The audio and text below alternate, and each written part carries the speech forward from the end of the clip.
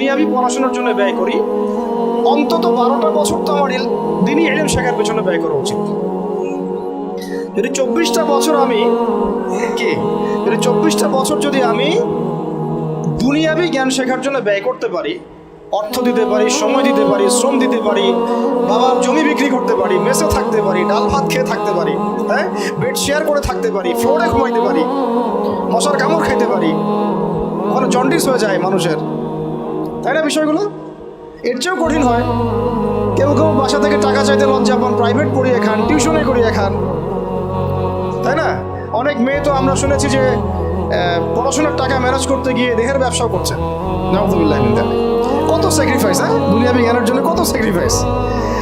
তো যাই হোক, দিনের জ্ঞান অর্জন করার জন্য অন্তত অর্ধেক তো করেন, 10টা বছর তো দেই। কারণ দিনের ইলম তো আসলে 10 বছরেও অর্জন করা যাবে না।